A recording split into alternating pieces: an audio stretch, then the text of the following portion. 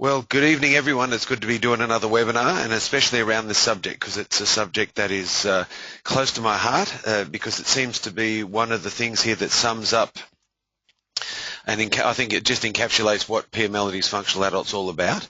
And you'll notice that once upon a time we would have called this leveling, and leveling and boundaries, but at the moment we have, I suppose, responded to popular demand.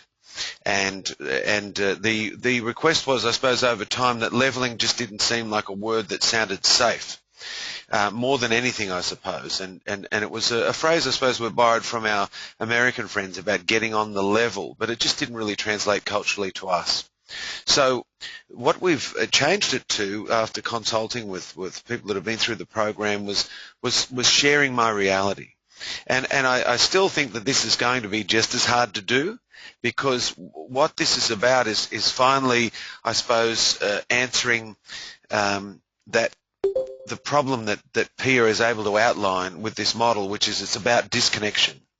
And everything about the functional adult is about connecting. So tonight, I suppose, I'm going to tackle a big subject. It's about getting to know what makes up your reality, what are some of the things that get in the way for recovering people, and then when it comes to setting boundaries and sharing that reality, how to share it with containment, and then listen to the reality of other folks with some protection, and yet still be there and still be intimate, not with walls and not with damaged boundaries. So let's get going.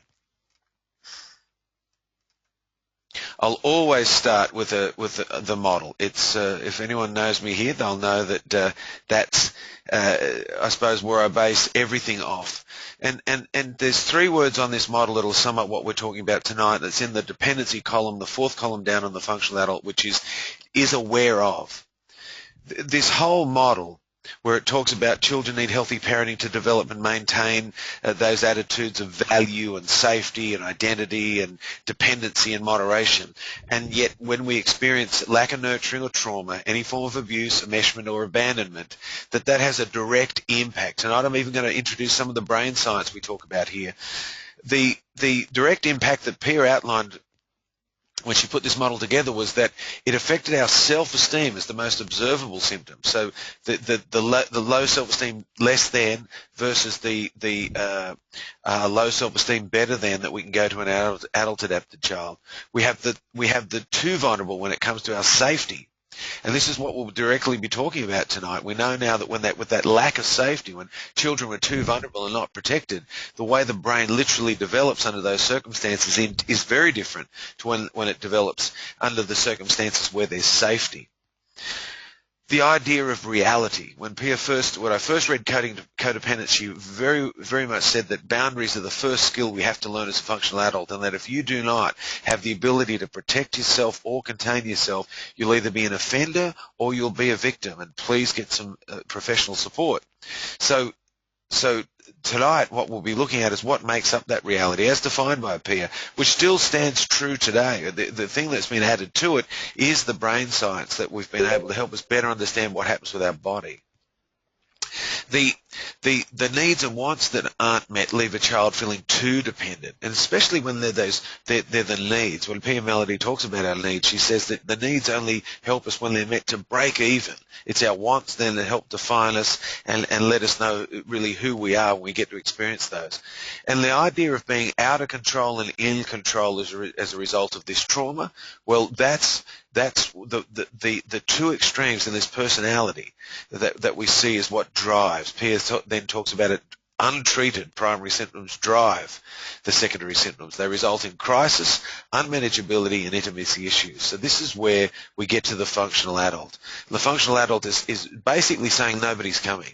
This happened in the past. It's our responsibility now. Not only are we responsible for what happened for the healing for what happened in the past, but we're definitely responsible for our recovery. And she talks about through treatment, recovery, intimacy, and reparenting, we can support this development of the functional adult. So tonight when we start, I want us to just look at, well, what did Pia talk about when she got in touch with the reality as she sees it, the body, the thoughts, the feelings, and the behavior, and how she did that as we go along.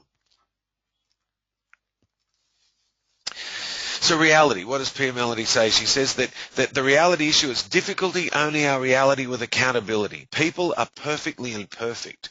And so where does the ability to own our reality with accountability come from? Well, it's from those developing years. If we grew up in a family system where our guardians helped us tune into our reality.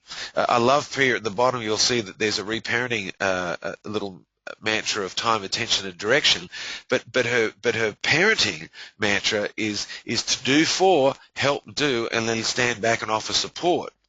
And that middle ground, that doing for, anyone that's had a young child knows that really that first sort of 3 months you're busy as, and they're not even really responding just yet. Lucky they throw you that first smile, and it then moves into a relationship where fairly quickly, from 1 to 2, they start demanding their own needs.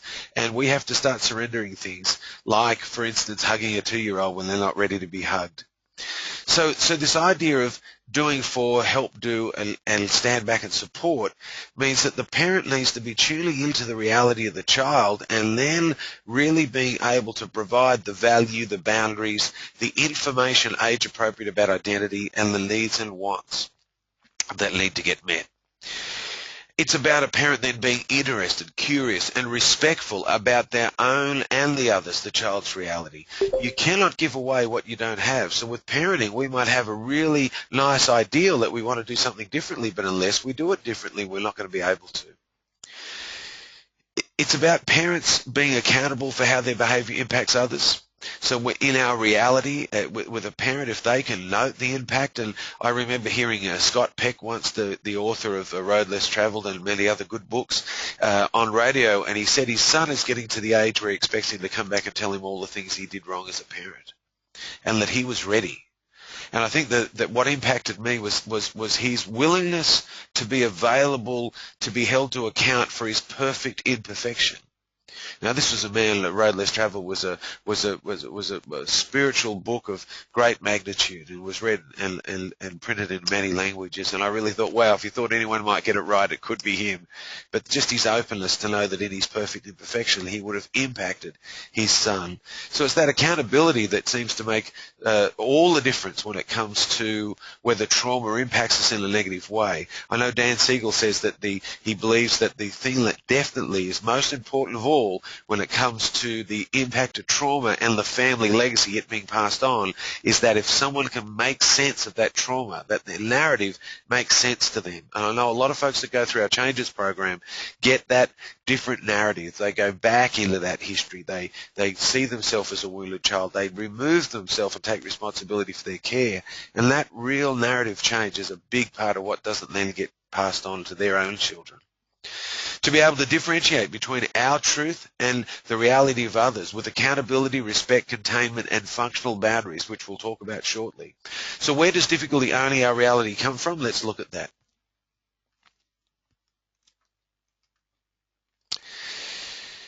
We will look here at South Pacific around common beliefs. And the common beliefs are things that when we start to look at what makes up our reality, these are the things that were basically formed early in life through watching the relationship dynamics of our families. We will certainly from there pick up defense and coping mechanisms. When we're in a dysfunctional environment, we're incredibly resilient as a species, so we will learn the ways of that family that make us safe. If people-pleasing made us safe, we'll learn those. If raging made us safe, we'll learn those. Age appropriately, we might have to hide for a while, so we'll learn to freeze and be lost, and then eventually we'll pick up as we get older and we get that extra functioning on board, we'll pick up all those defense mechanisms. They'll also provide, these beliefs provide a fundamental momentum for addiction. We'll talk about that a bit later on.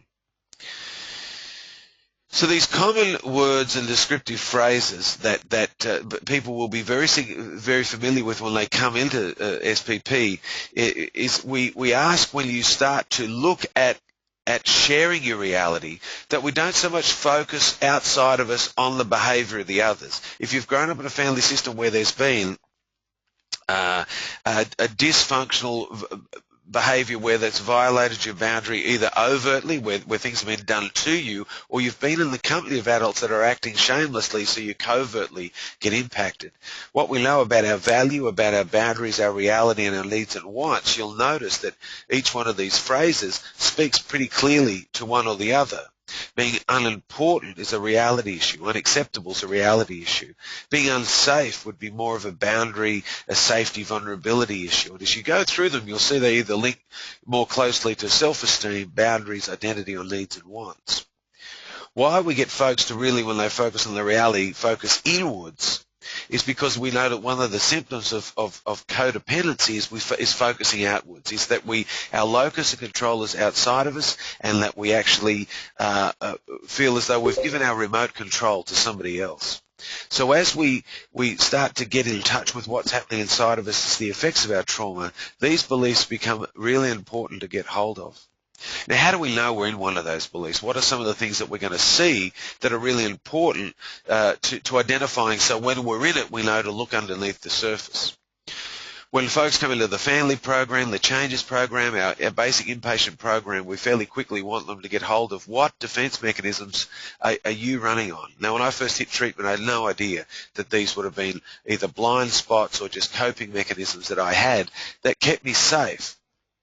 And so I won't go through each one of those this evening, because I know that as you're listening to this, and if you've been through our program, then you'll understand that one of these or more of these will be your most dominant ones, and you'll have backup ones. We might use rage at home with people we're familiar with, but we might use silence at work where we don't want to get in trouble. We can use a variety of these in different circumstances, and even in the same circumstance as the stress gets bigger. The reason I wanted to draw people's attention to the common beliefs and to the defense mechanisms is, if we just teach boundaries and we just teach the sharing of your reality, these are the things that we come up against. The first things that we'll come up against in recovery is our activities of addiction, things that we use to medicate how we feel. And that goes for people with depression and anxiety. We'll have those things that we do that disconnect us from our feelings. At the next layer is our defense mechanisms. So these will definitely get triggered in treatment, they'll get triggered in life, and the better we get at seeing how we do these, the better we get to see how we are sort of getting in our own way. The common beliefs are certainly underneath these, and they are the end result of that unfocused trauma, or that unhealed trauma.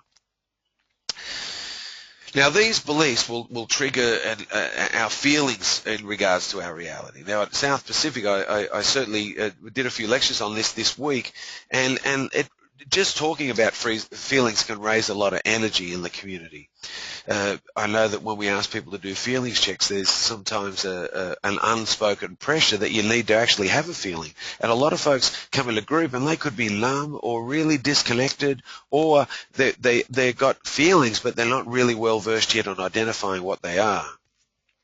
Around our facility, above every whiteboard, is those feelings. And I know that if you're listening and you've been through here, you've probably done 2 or 3 feelings checks a day at a minimum. We'll do them in every group. We'll do them in peer group. We'll do them in the morning meeting as a way of just trying to get people to tune into how they feel. Generally, in a family that didn't function well, feelings was the main observable thing that we saw that people didn't do well. When folks struggle to work out what feelings they don't do well, I get them to reflect on what feelings did they notice that mum and dad or their major caregivers didn't do well. Was it okay for you to be in fear or pain or anger or loneliness or guilt or joy or shame around them? I think what's the most significant thing about feelings, though, is Pia Melody, when she talks to us about the subject, says that in regards to shame and guilt, they're the 2 feelings we get taught by the family system based on the family's values and beliefs. So if we've got a secondary symptoms of addiction or mental health issues in that family system, if we've got issues of rage, if we're experiencing trauma and abuse because the family itself's not coping, then we get very distorted messages around guilt and shame. We can actually be guilted and shamed into believing certain beliefs that make the parent's life easier, or their realities more copable, if that's even a word, versus them needing to be there to support us. And that sort of enmeshment with a child that's narcissistic, as Pia says, our little eyeballs when they're tiny are pointed inwards. We need that energy and to grow, that we then take on that shame. We carry that shame.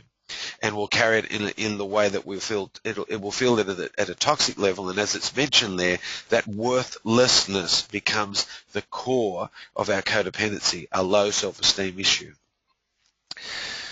So anyone that's ever sat in a lecture with me will see that this is a diagram I'll draw on the board every time, because when we're trying to tune into what's happening for us, this is where we need to tune into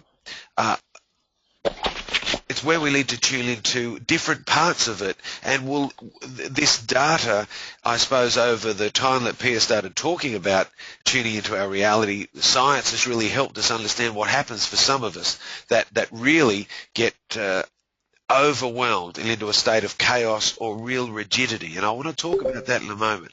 But just excuse me for a second. So Pia says, what made up our reality? I love it when she talks on her resource, Mapping Your Recovery.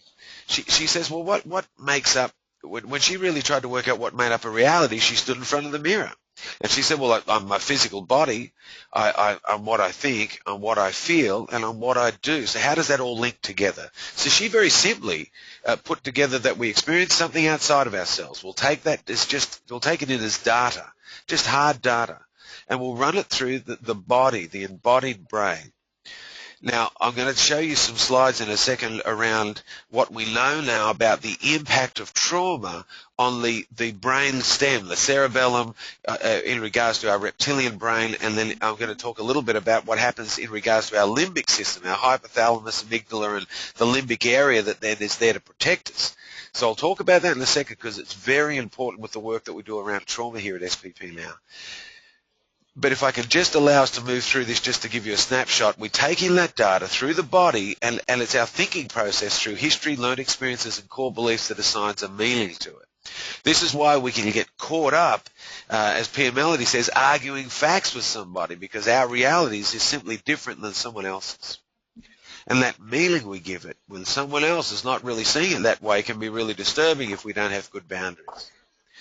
So she says we take in the data, we give it a meaning based on our history, all our experiences and our beliefs, and we assign it a meaning. And it's that meaning that creates the feeling. Now, what's the feeling? Of course, that's just more neurons in the parasympathetic nervous system remembering back to those experiences and giving it a context. If it's something that we saw that's scary, well, that's going to be really felt in that felt sense. Our fear, different chemicals in the brain are going to be released, and it's going to promote a behavior.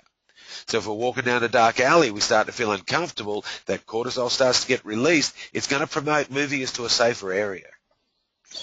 Same goes with pleasurable feelings. When the dopamine gets released, we'll feel love and joy. So we're really trying to make that link between the meanings we give something and then the feeling it creates in our body that promotes a behavior. It doesn't mean we have to do the behavior. If we really do have a good connection between our frontal cortex and that limbic system, where we can move from the top down and regulate those distress signals and read them appropriately with moderation, we can usually have a behavior that measures things moderately. But for folks with trauma, that sometimes seems nearly impossible. Why I like to mention the body and the brain is this information here is important for us to start to pay attention to more than just what we're thinking. And that we know now that in post-traumatic stress disorder and complex post-traumatic stress, which is developmental trauma-based, and for folks that have experienced shock trauma that leave them with PTSD, that the physical and sensory capacity to tune into our body can get overwhelmed by the very systems in the brain that have been impacted by the trauma. And we literally, as Dan Siegel says, when he does that hand model of the brain, when it fires from the bottom up, it flips our ability to function with our top cortex, and we are left really surviving but not thriving. So we want to tune into our senses and the things in our body that we can get that data from.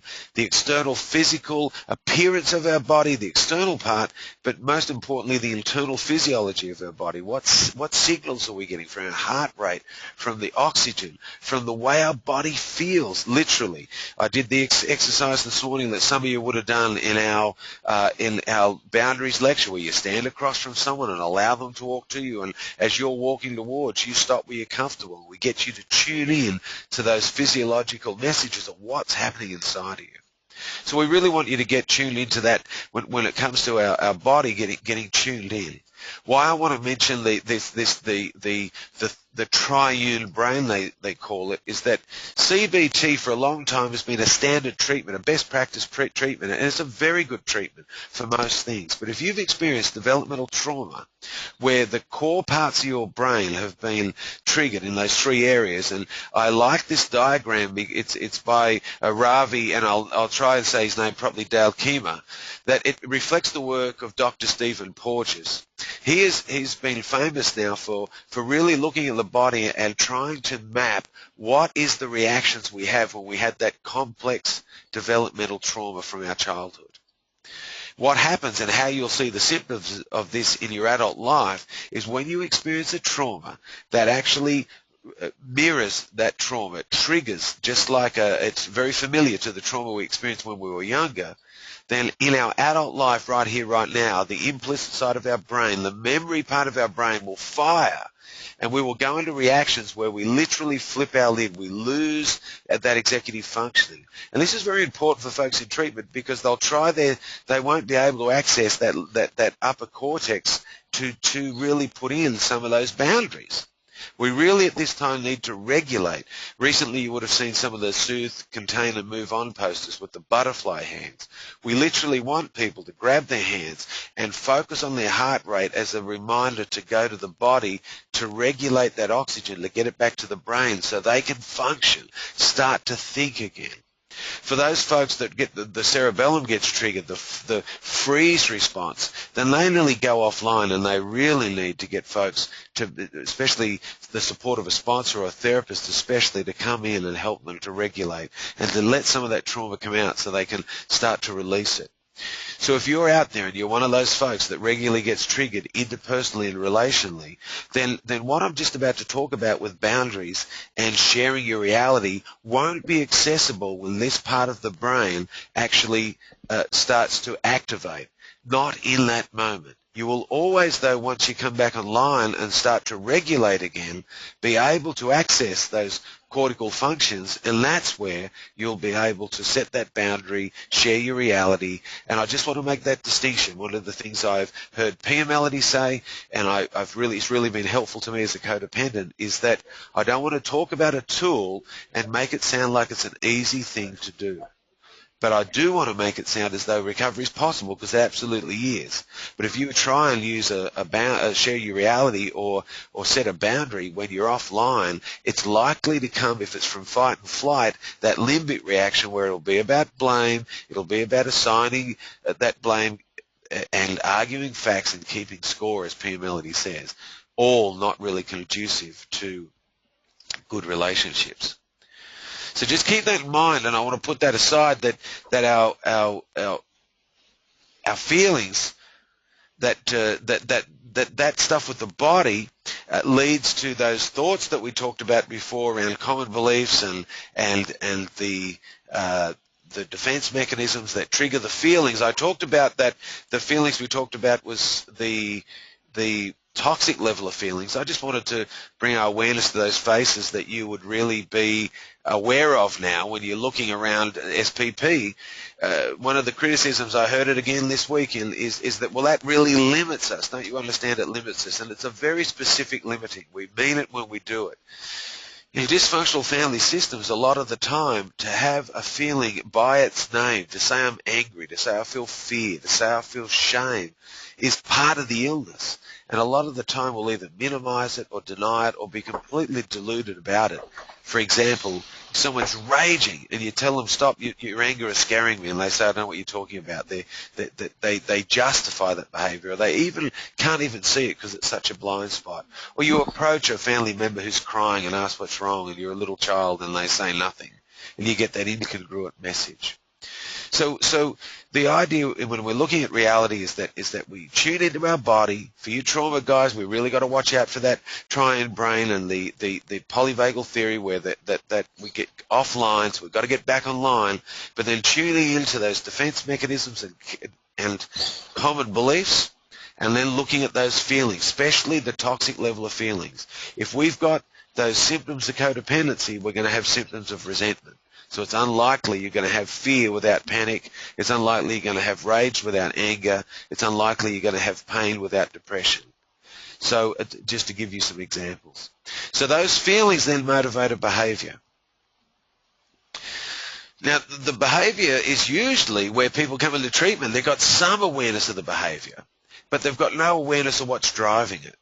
I say this quite a lot, but Carl Jung said if we don't make that unconscious conscious, it'll direct our life and we'll call it fate. And a lot of that directing of life comes in our behavior. But if we can tune into our body, our thoughts, our feelings, then this bit's a little bit easier. To have an awareness of the choices we're making and the way we behave. If we're not tuned in to what ego state we're in, we're gonna be aware of what choice we're making. We'll be in our righteous adult adapted child, and we really won't be tuning in that the impact of this behavior is actually affecting others. We're being an offender now, even though we might be aware of what the choice we're making. We need to be accountable for the impact of our behavior has on others and on ourselves. To take responsibility for learning effective ways of behaving to enhance the quality of our relationship with ourselves and others. This idea about taking responsibility is all of what boundaries are about and all of what sharing our reality is, especially when we share our reality tuning into our common beliefs. So, what we want to look at, if we can, is when we operate in the extremes, is that we want to look at our body, we look at the way we dress, it might be too revealing, it might be oversized, we might hide our body because we've got shame, or it might be inappropriate. Sometimes we'll be inappropriate, and the example it gives there is for any occasion. We might be, if we're not tuned in and we've had some abuse in the past, we might dress too promiscuously for something that we really needed to dress moderately for, etc. When it comes to our thinking, we can tend as codependents to be black and white in the way that we think. There's no grey area, so we're either wrong or right. We'll argue facts. We'll be assigning blame. We get really judgmental. Can be either too easygoing or we're too uptight. And I suppose we're just starting to look at when we hear the reality and thinking of others, that can become too difficult for us to hear. So if a friend, say, disagrees with us, then the relationship, there's nowhere for it to really move. So the relationship can be completely impacted by our overreaction because we have an inability to think in that moderate fashion. Feelings will always be about recognizing and expressing them moderately, especially when we know that we've got those toxic level of feelings. That takes an incredible amount of containment sometimes to be able to hold those, get support, and share them at a level we know is not going to hurt someone else and ourselves. So especially toxic shame, rage and panic attacks and numbness, if we're operating from those extremes, it's very difficult then to manage the behavior. So for codependents, when we're operating in the extremes, we'll see that there's a lack of moderation. We're either doing too much or too little. We'll either be offending or allowing ourselves to be a victim. And we'll either be extremely disciplined or have no discipline. And that's that out of control versus over control. And we can sometimes be overly affectionate, or we can be avoiding touch as an example of those two extremes in our personality. So if we get on to boundaries, what are boundaries? Well, personal boundaries are a limit-setting device. They're a sense of reality that protects us from being a victim from others and contains us so that we're not going to be offensive to others. And when I mean offensive to their reality, their physical body, their thinking, their feelings, etc. That boundaries can be created, and for you guys that have been through changes or our lectures here, we can use visualizing techniques to get a sense of our external or internal systems, or we memorize statements that can support that external physical or external sexual boundary, or statements that then give us a sense of what our internal boundaries should be. And I'll go over what those statements are in a moment. The visualization I won't spend a lot of time on. It's just some people learn a lot better with an image. I know the statements for me as an audio sort of learner really work. Those statements are very powerful. But for other folks, that doesn't work. But a visualization of a beaker or a sense of protecting sort of shell that goes out and can come in when they need to have closer contact is really helpful. And I know in Changes we talk sometimes about putting a fishing vest or a bulletproof vest on that only we can let the zipper up and down on to let something that's true in and keep stuff that's not true out. Those images can just be good tools as we're learning to have boundaries at a time where we really need to learn them when we were young. So some folks come into the recovery and they've been very damaged. They've had profound trauma, and so around any sort of boundary they can experience no protection. We don't see this a lot. Usually people have damaged boundaries, even very damaged boundaries, but at times, in certain circumstances, we can really not be able to protect ourselves. If you're at home listening to this now, either live or when this webinar goes up on our website, and you're experiencing continued abuse in your adult life, please reach out and get support from South Pacific or services that teach this information. If you're part of our United States listeners, please tune in and contact the Meadows in Arizona, because it means that you are in danger. Not being able to protect ourselves means that we're in danger of continuing to be traumatized by abuse that's similar to what we were traumatized when we were young. And if we're unable to contain our behavior, we are being an offender in the lives of the people we love. The Adverse Childhood Experience Study tells us that 82% of violence happens from a family member within the family system. It's a scary reality. I don't think we ever needed that figure to tell us that, but because most of what we see here at SPP reflects that. But please reach out and get support if you really have no boundaries. Walls is another way we can experience limit setting, and we can have a variety of walls that are really different, and even have a variety of walls for different circumstances. We can have a wall of anger, a wall of pleasant, a wall of talking, a wall of silence. And like I said earlier, we could have defense mechanisms that might be a wall of anger in one place, and then in another place just have a wall of silence. Or even in the same place we act out with the anger and then we get really silent. But the idea here is complete protection. I'm not letting me out, and I'm certainly not letting you in. We can have damaged boundaries where there's partial protection, and an example of that is we can be good at setting boundaries at work with people that aren't too intimate, but with our family members or a family of origin or family of creation, we can get home and have real difficulty. So we might be a boss at work and able to say no to someone who we employ, but we get home and we can't say no to someone that we're in a relationship with at a more intimate level. The last example there, it sort of gives you an image of what intact boundaries look like. An external boundary that protects our body, and it helps control distance and touch from ourselves to others and others to us. And then the internal system that helps us protect our thinking and feelings and behavior, and it acts like a block or filter. And I'll get on to describe those now.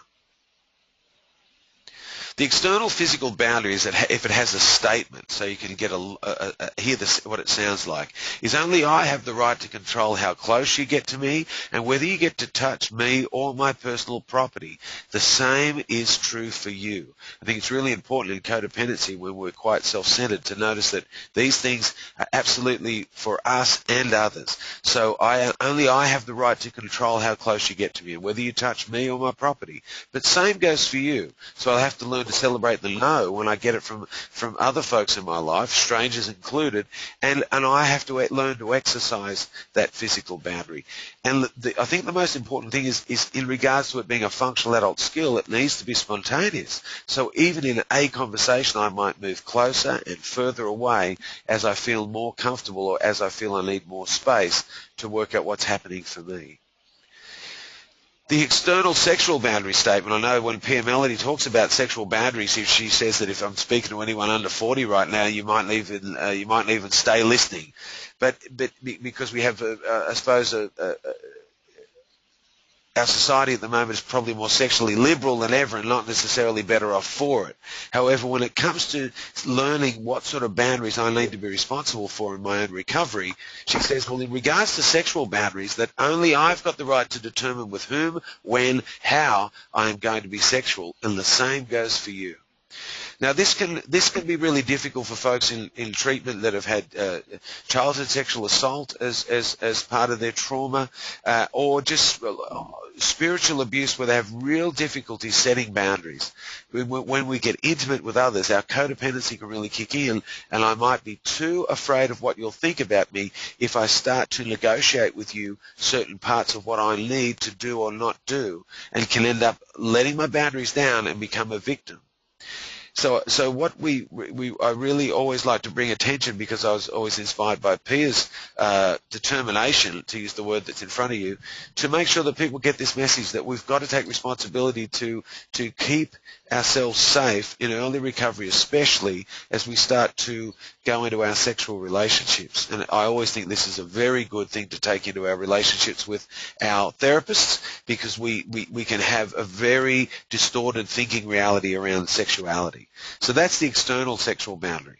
The internal boundary statement is that only I can create what I think and feel, and am in control of what I do and not do. So just let that one wash over you for a second. I create what I think and feel, and I am in control of what I do and not do. It's my responsibility. But the same goes for you. We need only note the impact of our reality on the other person. Now, this becomes crucial. And if you've done family program, it might have been the first time you really sat down and looked at what was the incoming data, and what do you make up about them, and therefore what do you make up about you. So the internal boundary statement is really getting us to say, well, once that data comes into my system, it goes through my neuronal pathways and I create a meaning. So it's my creation.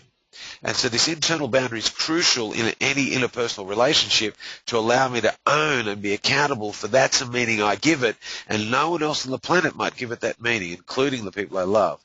Then what I do is really important, because the feelings are created by the thoughts, and then the feelings and the thoughts drive the behavior. So it's also important to note, though, that the same goes for somebody else, and that we need only note the impact of our reality. So the boundaries as filters are very, very important. This boundary system in regards to an internal boundary when we're sharing our reality means that when I'm sharing my reality, I need to have the internal boundary as a talking boundary, and I need to have it as a listening boundary when someone's sharing their reality with me. So to live with healthy moderation and recovery, we must develop the ability to recognize the behaviors which indicate that we're operating in the extreme. So we've got to get really good at those defense mechanisms and clear when we're in them. Recognize what healthy moderation looks like, the way we like to think, the way we like to be in our bodies, the way we like to feel and behave. And we need to learn, especially when we go offline with the trauma that triggers the limbic system reactions, the cerebellum reactions, that we can soothe and tolerate that distress when we're in that extreme, so we can come back online and start making those healthy choices to look after ourselves.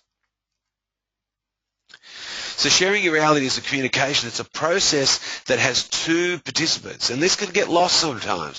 When you're a codependent and someone comes up and says, can I share my reality with you, you can instantly go back and regress and drop your boundaries and then be present, especially if you've got a little bit of freeze on board or a little bit of flight on board, but you're stuck there. You'll hear it but not protect yourself.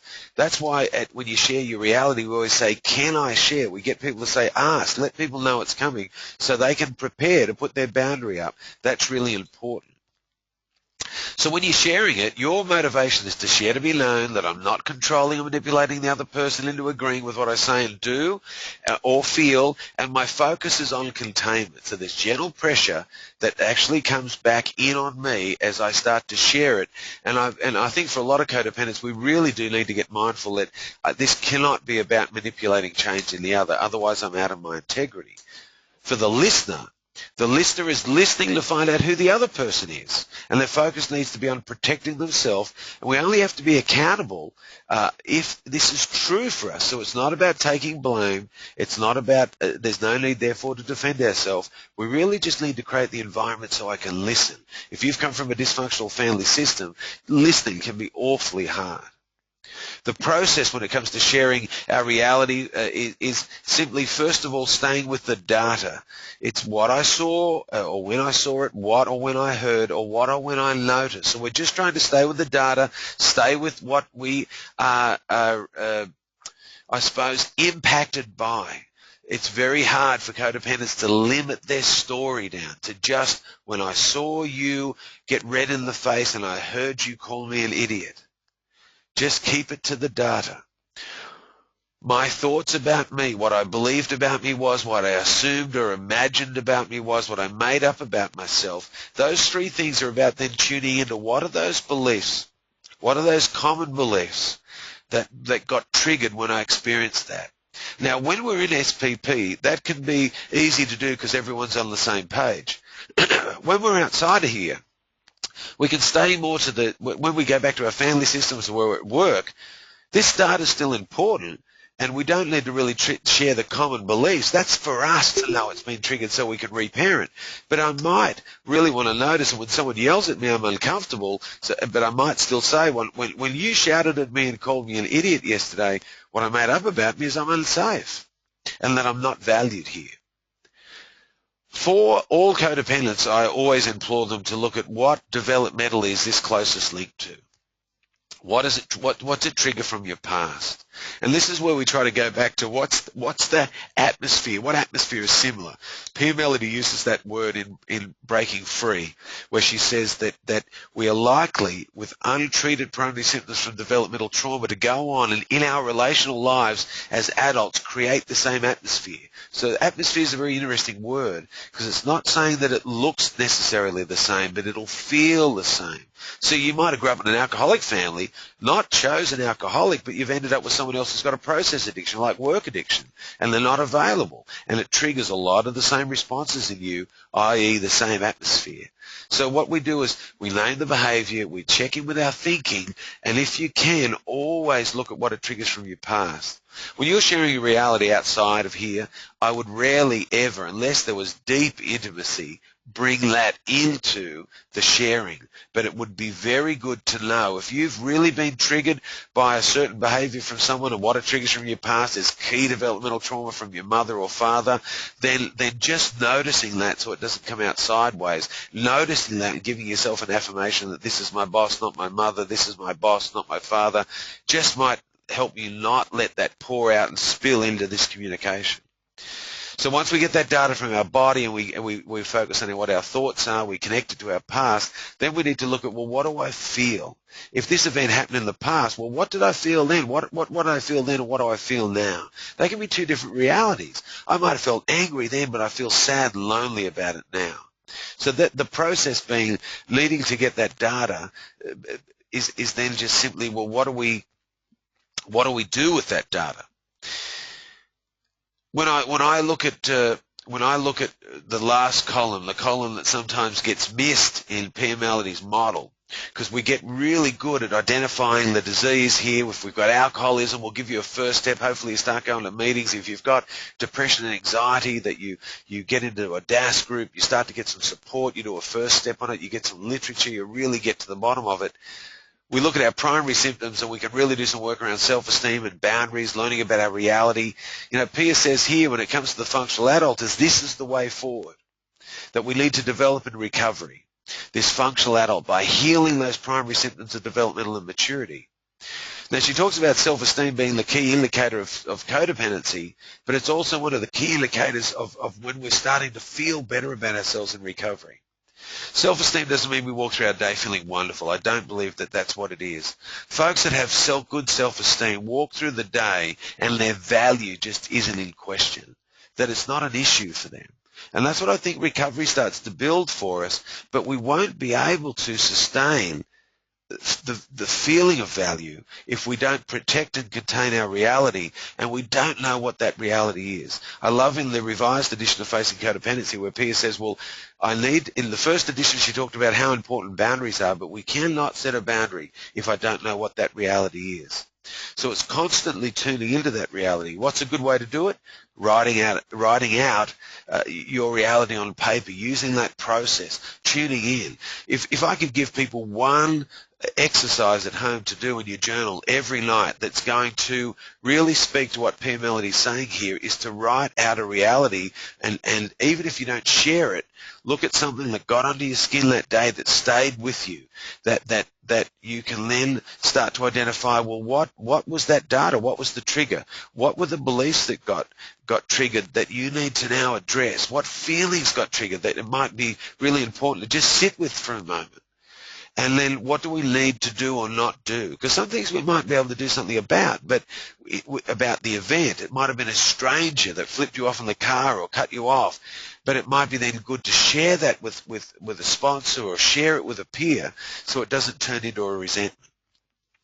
What I like about this becoming aware is if I can become aware of myself and start to do things differently, it just means that I'm heading in a different direction finally. It's frightening, there's no doubt. I've always been taken by Pia Melody's phrase that we're trudging the road to happy destiny. She makes no bones about it gets worse before it gets better. Why does it get worse? Well, ignorance is bliss, folks. We got here through crisis, we got here through unmanageability, but there was a lot of ignorance about that.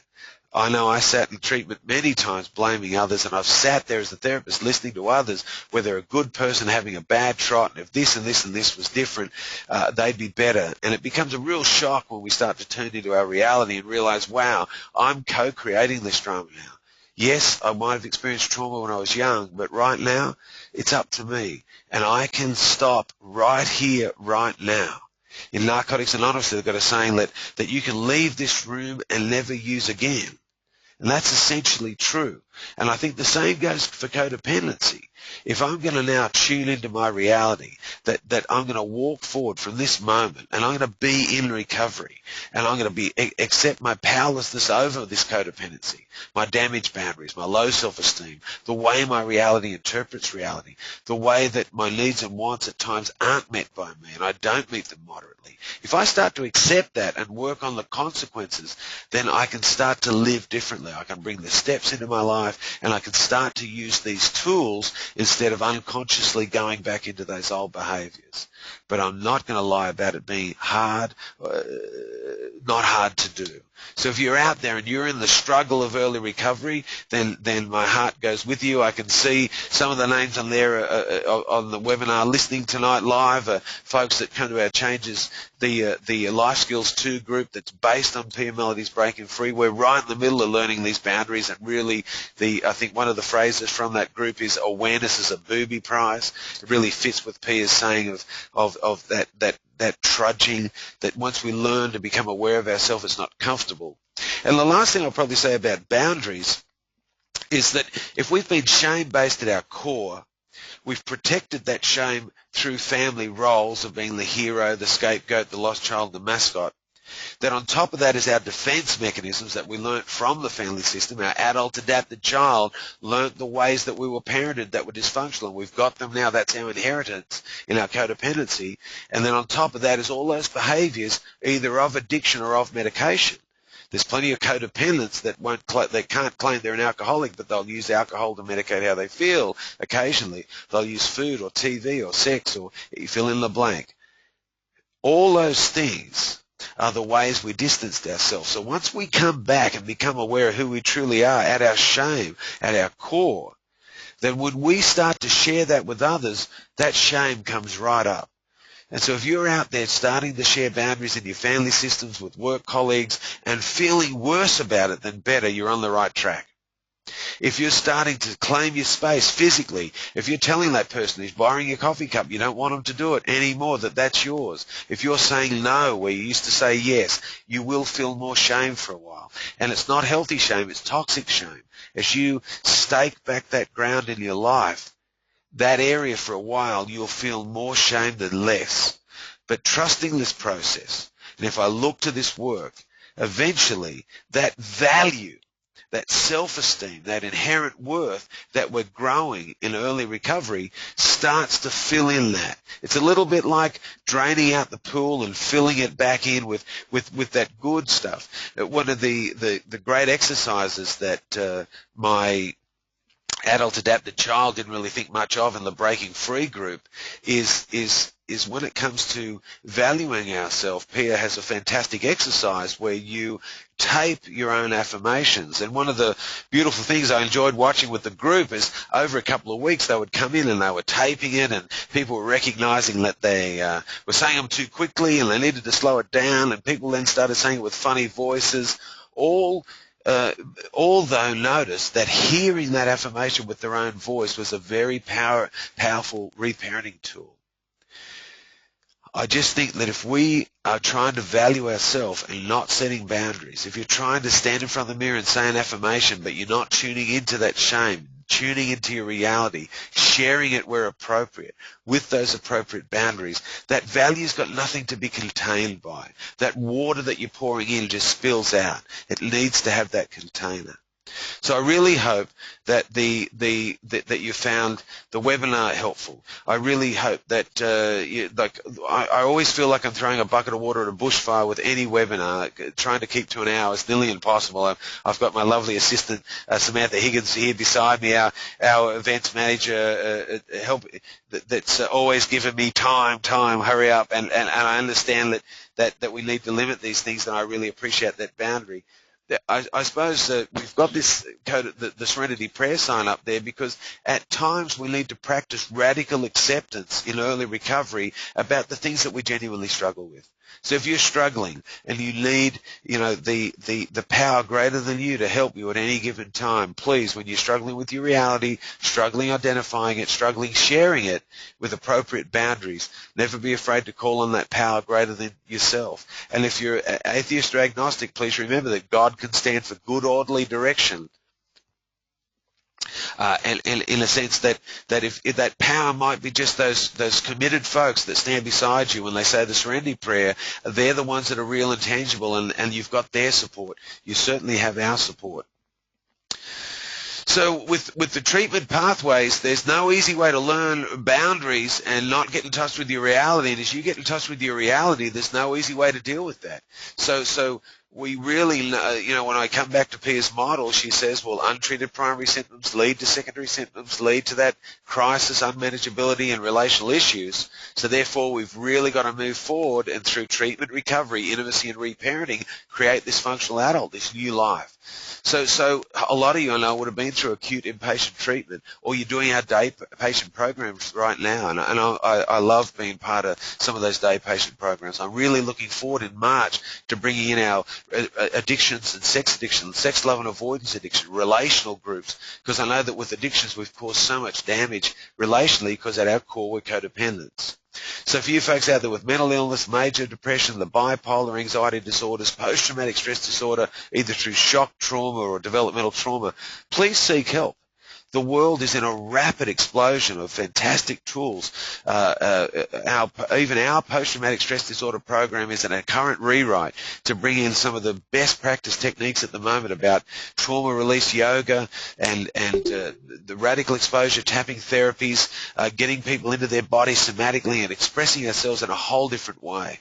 So even at SPP, as we're not just going through a structural rebuild with our building program, but we're going through an internal rebuild.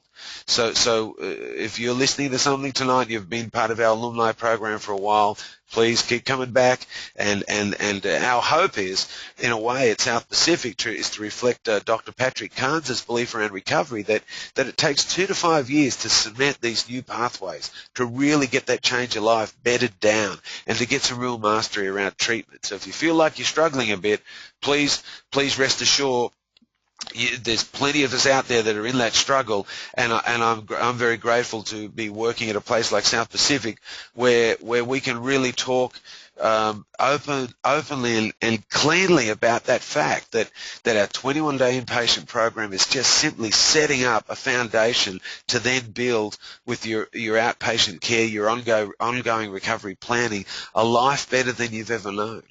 And we do have that sign down in reception. And it's a sign that reminds me of the promises that you'll hear in the 12-step fellowships, that when we come here, it's about, I need a miracle. I know when I first entered treatment, I knew that I on my own was in serious trouble, and I'd lost trust relationally in others.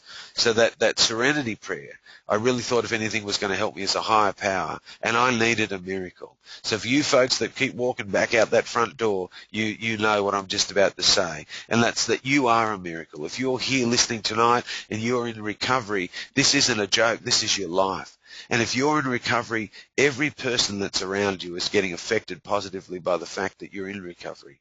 Even if you're in the dilemma right now of the shame and the pain, even if you still go back to old behaviors, if you're going back and making amends for those behaviors, you're breaking that family legacy. So good luck in your recovery. If you really get inspired by tonight's talk, please ring us here at SPP. If you want to hook up for some of the programs I've talked about in regards to the Life Skills 2 Breaking Free group, please contact Gail Seymour here at South Pacific. But I've got a question there, and it says explaining that how core beliefs translates to the natural characteristics of the child again. I suppose that question, how I understand it, if I'm parenting, excuse me, if I'm parenting, those natural characteristics of a child tell us that they need to be valued, they need to be kept safe. If we don't have safety, what we know about the brain is we don't form the myelating sheaths around the neurons. So our brain literally doesn't function as fast and as well as someone who grows up in that safe environment. So what a child needs is good information, age-appropriate, healthy information shared with moderation and containment around their body, their thoughts, their feelings, and their behavior. Now, because a child is narcissistic, if they experience less than nurturing behavior or trauma, they make up about themselves there's something wrong with them. So it's a great question. Those core beliefs of I'm unlovable, I'm unsafe, I'm unsupported, I'm bad, I'm flawed, I'm wrong, just simply come from experiencing dysfunction and then taking it back and somehow making it about you. We're very excited here at South Pacific to be bringing on our children's program. It's going to start in September as we roll out the new build, and its main core message, some of its main core messages to children are, it's not your fault. And we start to teach them coping mechanisms when they start to feel that. So some of those things there about that question is those natural characteristics of a child, when they get impacted by trauma, it's our self-centeredness that creates those beliefs. We're not capable at that point, like we are as an adult, to experience someone's dysfunctional behavior and then put up a boundary, have a filtering system and say, wow, you're having a bad day. A child won't be able to have that level of filter. They'll take it on and take some responsibility. So I hope that's helpful, Evie, in that question about explaining a little bit about the core beliefs and the characteristics of a child. Any other questions, please send them send them in to our info at South Pacific Private. Jackie Grant, our relational manager and public relations manager, will be happy to field them onto me and to any other staff that could be helpful. Thanks for tuning in. Please, if you like this webinar, there's others on our website, and I look forward to seeing you in the future. All the best.